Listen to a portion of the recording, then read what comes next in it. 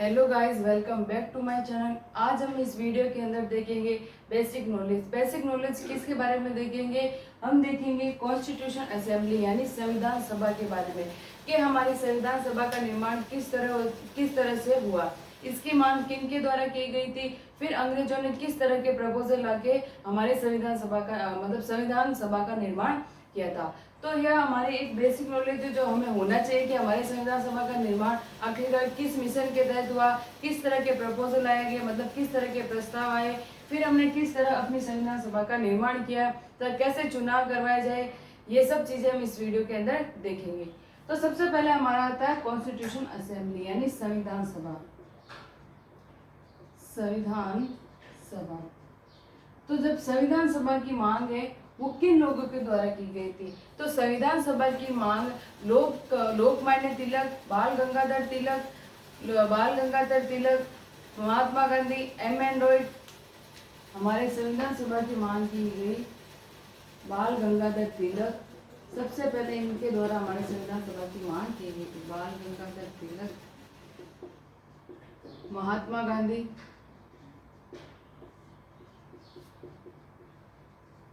M.N.. Roy,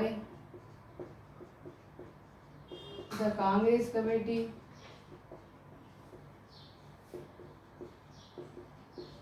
इनके द्वारा हमारा संविधान सभा की मांग की गई। किन के पास जाके की गई? अंग्रेजों के पास जाके की गई कि हमारी एक संविधान सभा हो, हमारे भारतीय की एक अलग संविधान सभा हो।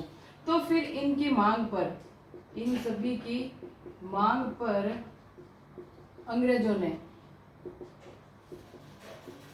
इन सभी की मांग पर अंग्रेजों ने सबसे पहले अगस्त प्रस्ताव भेजा था। सबसे पहले जो प्रस्ताव भेजा वो था अगस्त प्रस्ताव।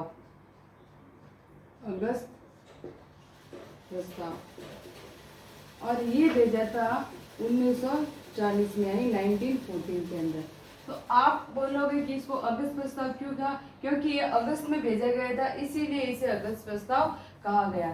तो यह अगस्त प्रस्ताव भेजा गया, तो इस अगस्त प्रस्ताव को हमने अस्वीकार कर दिया था। इस अगस्त प्रस्ताव को हमने अस्वीकार कर दिया था। अब अस्वीकार करने के पीछे का ये रीजन ये था कि इन्होंने ये प्रस्ताव तो भेजा अगस्त प्रस्ताव, पर इस प्रस्ताव में उन्होंने ये लिखा कि इसके अंदर मुख्यतः भारतीय होंगे। मुख्यतः मतलब इसका मतलब यहाँ पे क्लिक हो रहा होगा कि कुछ न कुछ इनके लोग भी होंगे। तो हमने इसको अस्वीकार कर दिया। इन्होंने यह शब्द यूज किया कि मुख्यतया इसके अंदर भारतीय होंगे, मतलब कुछ न कुछ इनके होंगे। तो हमने कहा नहीं, हमें अपने लोगों की ही एक संविधान सभा चाहिए जिसमें सभी भारतीय हो, कोई भी आपका लोग नहीं हो। तो फिर हमने इसको अस्वीकार कर दिया था, क्योंकि इन्होंने ये मुख्यतः वर्ड यूज कर लिया, तो हमने इसको अस्वीकार कर दिया था। जो इन्होंने सेकंड भेजा वो था क्रिप्स मिशन।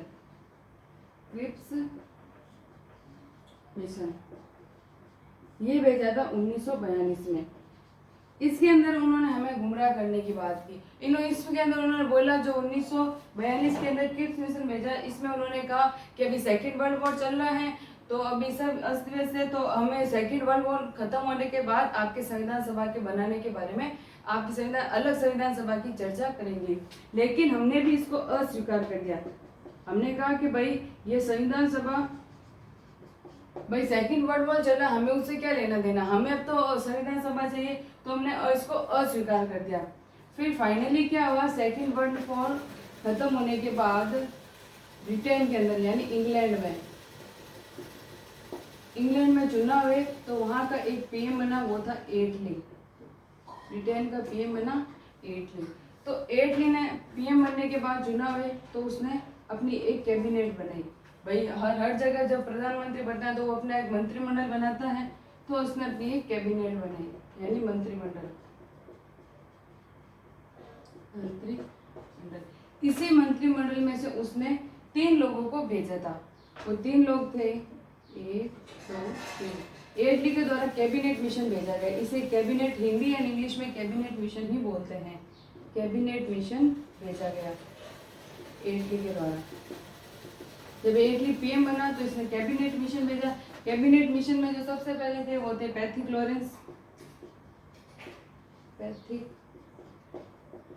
लॉरेंस, जो इसके अध्यक्ष थे। इस मिशन के कैबिनेट मिशन के अध्यक्ष थे। फिर सेकंड है स्टैफर्ड क्रिप्स। अभी सेकंड हमने देखा था क्रिप्स, तो ये इन्हीं के मिलना जुलता नाम है, स्टैफर्ड क्रिप्स। और थर्ड थे एवी अलेक्जेंडर। एवी अलेक्जेंडर। तो इस मिशन में उन्होंने कहा कि सभी भारतीय होंगे। इन्होंने कहा सभी भारतीय होंगे, सभी भारतीय होंगे। तो हमने इसको स्वीकार कर दिया, इसको स्वीकार कर दिया कि हाँ ये बात हमें सही लगी, इस पर हमने सहमति दे दी।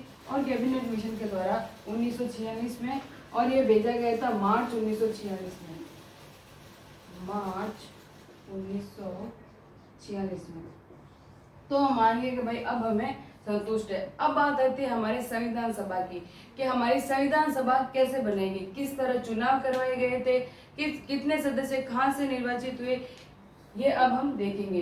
तो हम इसके अंदर एक बार वापस देख लें। कॉन्स्टिट्यूशनल असेंबली यानी संविधान सभा की मांग इनके द्वारा की गई। बाल गंगाधर तिलक, महात्मा गांधी, एम.एन. रॉय की मांग पर तथा कांग्रेस कमेटी की मांग पर अंग्रेजों ने सबसे पहले अगस्त प्रस्ताव भेजा था, वो भेजा था 1940 के अंदर। बस इस अगस्त प्रस्ताव में उन्होंने एक वर्ड यूज कर दिया कि मुख्यतः भारतीय होंगे, इसका मतलब कुछ न कुछ इनके लोग होंगे। तो हमने इसको अस्वीकार कर दिया था। सेकंड उन्होंने भेजा क्रिप्स मिशन। इस टाइम उन्होंने कहा कि सेकंड वर्ल्ड वॉर चला, उसके बाद हम आपके संविधान सभा के बारे में चर्चा करेंगे। तीसरी बार जब इंग्लैंड के सेकंड वर्ल्ड वॉर खत्म हुआ, तब इंग्लैंड का चुनाव हुआ, तो वहाँ का पीएम एक ही बना। तो उसने अपनी कैबिनेट यानी मंत्रिमंडल में से 3 लोगों को भेजा था कैबिनेट मिशन के द्वारा। वो पहला था पैथिक लॉरेंस, स्टैफर्ड क्रिप्स, एवी अलेक्जेंडर। तो इस मिशन में उन्होंने कहा कि सभी भारतीय होंगे, तो हमने इसको स्वीकार कर लिया था और ये भेजा गया था मार्च 1946 के अंदर। अब हम देखते हैं कि हमारे संविधान सभा का निर्माण कैसे किया गया।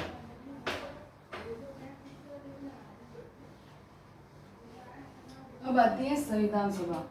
तो जब जिस टाइम हमारा जब ये हमें कैबिनेट मिशन मिल गया, तो हमें एक ऑप्शन मिल गया था। उस टाइम हमारी जो भारत की जनसंख्या थी वो लगभग 40 करोड़ थी।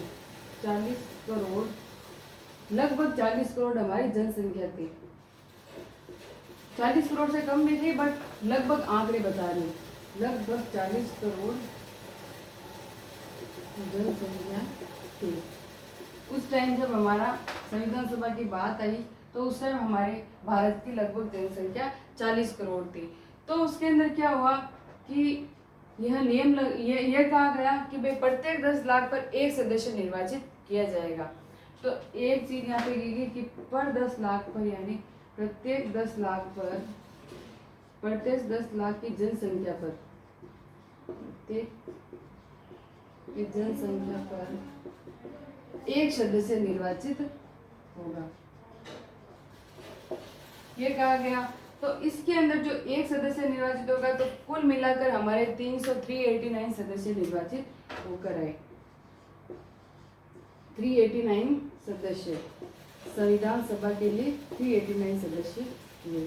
इनमें से 292 सदस्य जहाँ पे ब्रिटिश शासन वाले प्रांत थे, प्लस 4 मैंने इसलिए अलग से इसलिए लिखा कि ये 4 उच्चायुक्त क्षेत्र है। जैसे कि हमारे प्रेजेंट टाइम में केंद्र शासित प्रदेश होते हैं, वैसे ही उच्चायुक्त क्षेत्र थे उस टाइम। तो ये 4 उच्चायुक्त क्षेत्र मतलब 93 देशी रियासतों से आए थे। देशी रियासतों मतलब जहाँ पर राजतंत्र था, लोकतंत्र नहीं था। तो इनको ना ही तो इलेक्ट किया गया, ना इनके चुनाव हुए, ये पहले से ही नॉमिनेट थे यानी मनोनीत थे। और इनको ये जो 296 सदस्य हैं, इनको इलेक्ट किया गया था। तो फिर जो 292 सदस्य हैं वो ब्रिटिश प्रांत वाले क्षेत्रों से आए थे, सीधे ब्रिटिश प्रांत वाले। तथा जो 4 क्षेत्र थे जिनको उच्चायुक्त क्षेत्र कहते हैं, उच्चायुक्त क्षेत्र, वो उच्चायुक्त क्षेत्रों में सबसे पहले है दिल्ली। सेकंड वो था कुर्ग कर्नाटका, कर्नाटक। तीसरा था हमारा अजमेर मेरवाड़ा,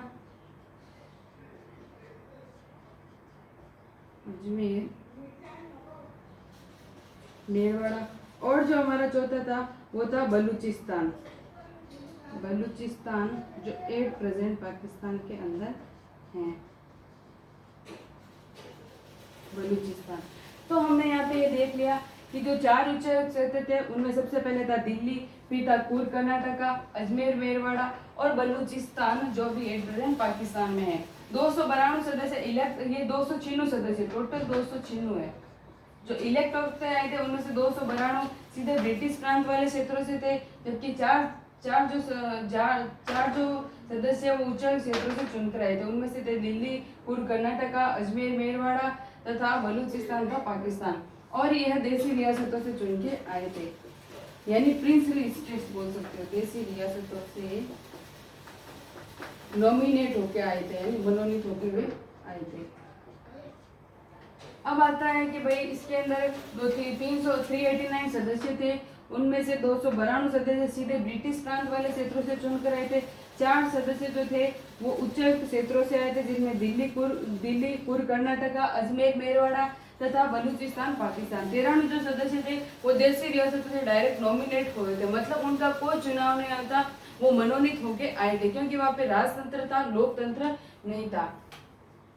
अब हम देखेंगे जब है ना ये 389 सदस्य चुने तो 3 संविधान सभा में 3 श्रेणियां रखी गई थी, 3 श्रेणियां। अब मैं आपको बताऊंगी जो ये 296 सदस्य हैं उनमें से कौन कितने सदस्य कहाँ से चुने गए थे, तो उसके अंदर 3 श्रेणियां रखी गई थी। संविधान सभा में मुख्यतः 3 श्रेणियां रखी गई थी, 3 श्रेणियां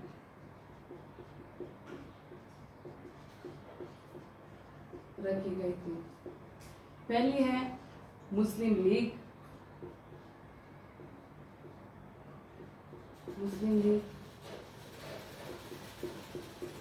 सेकंड थी वो थी सिख,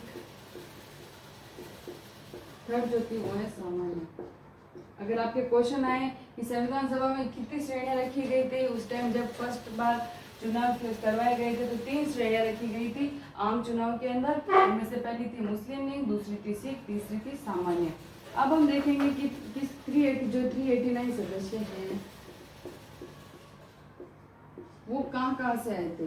389 सदस्यों में से 296 सदस्य जो मैंने बताए, अब दोनों को मैंने साथ में लिख दिया है। पहले मैंने 292 + 4 लिखा था, तो मैंने तीनों को तो मतलब दोनों को साथ में लिख दिया 389 में से। और ये 213 से वो तो मतलब देसी रियासत तो आए थे, इनसे हमें कुछ ये तो नॉमिनेट ही थे, ये देसी रियासतों से आए थे।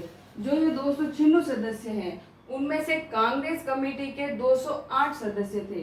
जो ये 296 है उनमें से कांग्रेस कमेटी